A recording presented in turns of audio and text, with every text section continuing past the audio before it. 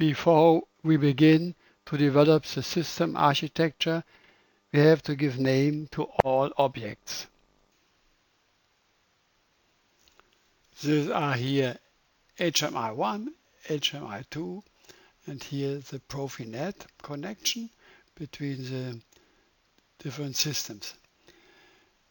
We have the magazine, the conveyor belt, optical check, the press here, the rotary table, and here the electrical check. This is the ASI bus for the conveyor belt.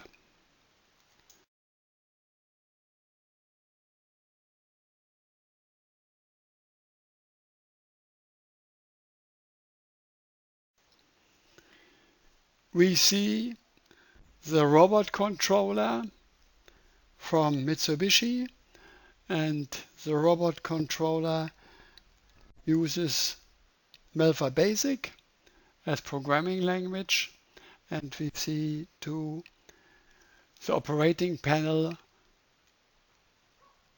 With the operating panel I can set teach points. In our project we do not use Melfa Basic, we use an robot interface. The robot interface and the teach points are controlled by PLC languages. Here we see PLC1 and the motion control system Dynamic S120. Here we see PLC2 and the safety system that controls the robot home position and the open doors. With these names we can develop the robot cell system architecture.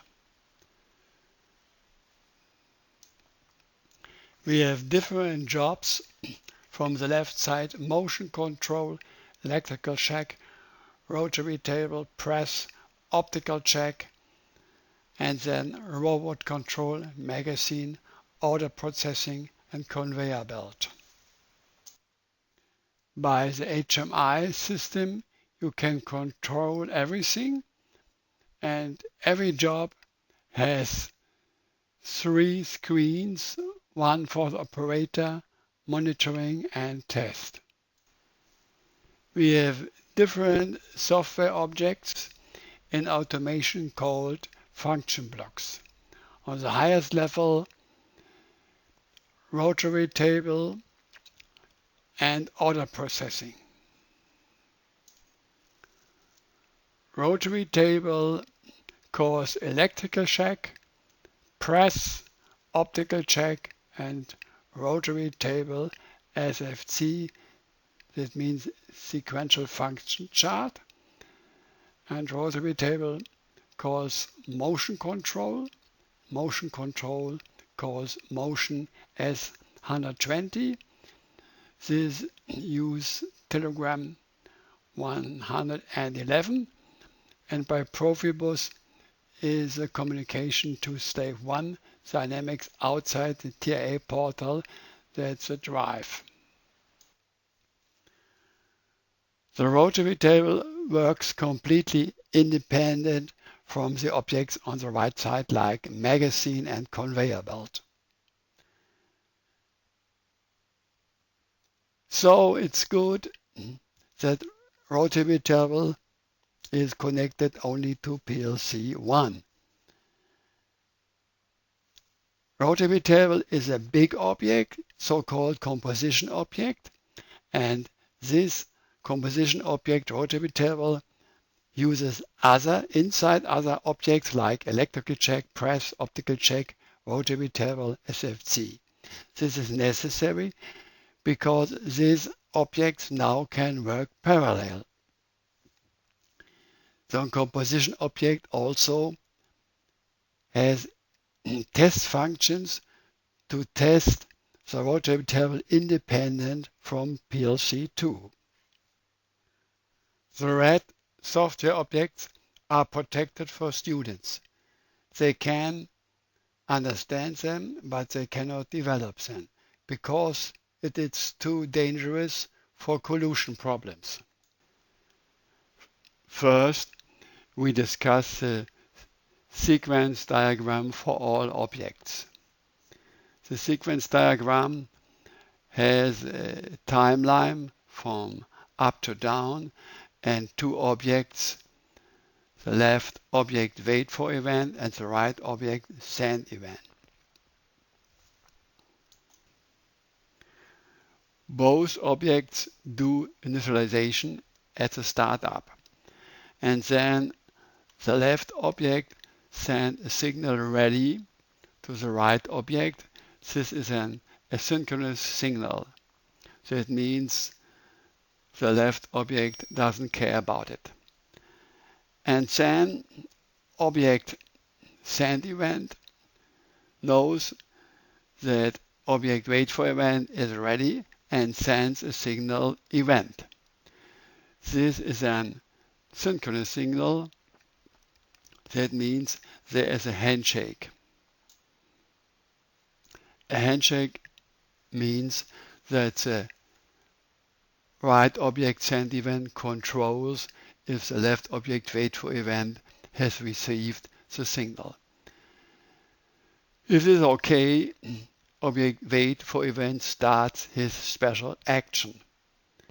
And if this object is ready, we have a loop and we begin once more.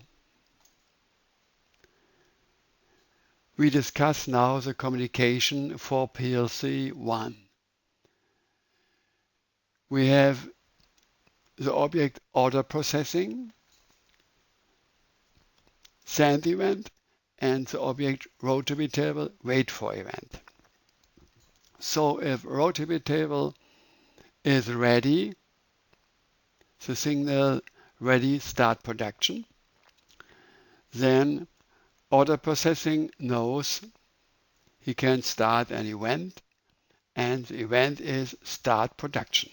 This is controlled by handshake, and rotary table can start with his production. We do have special signals 1-1.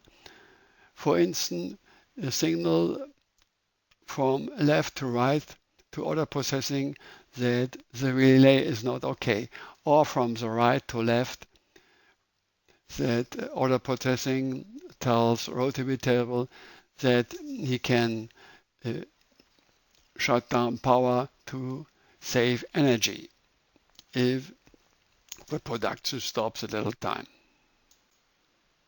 This communication is copied because rotary table is a composition object. Rotary table SFC controls the other objects: motion control, electrical check, press, and optical check. This is necessary so that these objects can work parallel. The communication between these objects runs in the same way. For instance, with the communication between rotary table, SFC, and motion control. If the drive stops, you send the signal ready, new angle, and then rotary table SFC can send a signal event, new angle, and this is controlled by handshake, and motion control does his motion. The communication between order processing on PLC2 and robot control magazine on conveyor belt runs in the same way. All objects have a ready and an event signal, and by the event signal, order processing can control robot control, magazine, and conveyor belt. Because these are different objects, they all can work parallel. This chart describes for all objects the initialization, the event, and the action. Rotary table is only container for the other objects. The same for order processing, U2 is only a container for the other objects. During initialization of rotary table, SFC is waiting for initialization of motion control, electrical check, and so on. During the initialization of order processing, SFC is waiting for initialization of rotary table. It is on PLC1 and the other on PLC2, the object's robot control, and so on.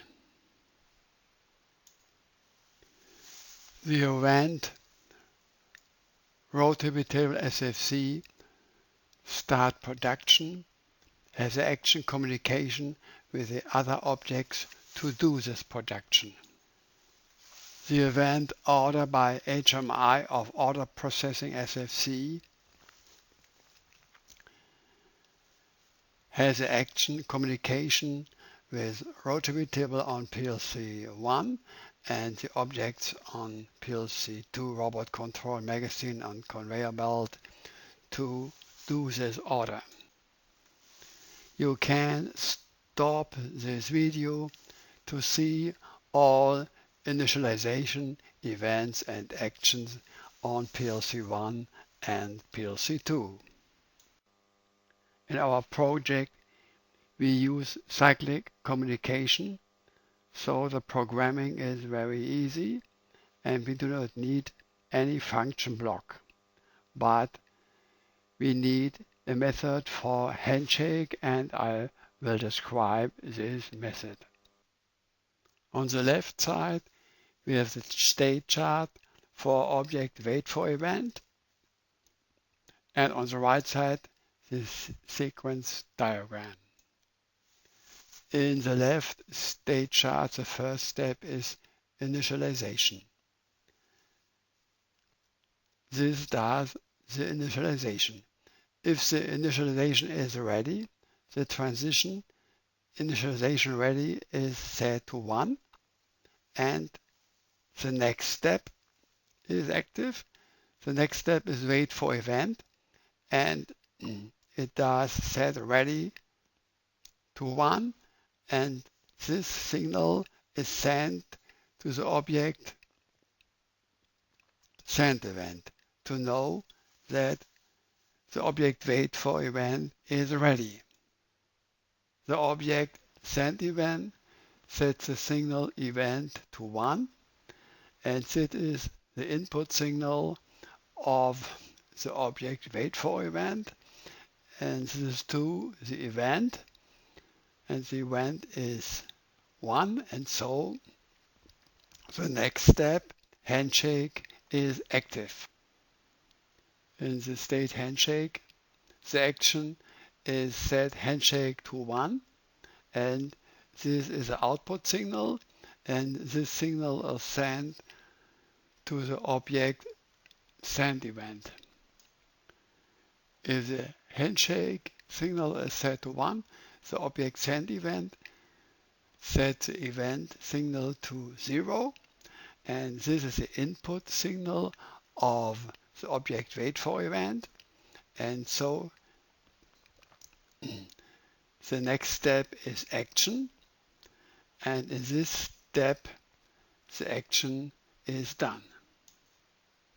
If the action is ready, then inside the object wait for event, the transition action ready is set to 1, and the step is wait for event and sets the signal ready to 1, and is the beginning for the loop.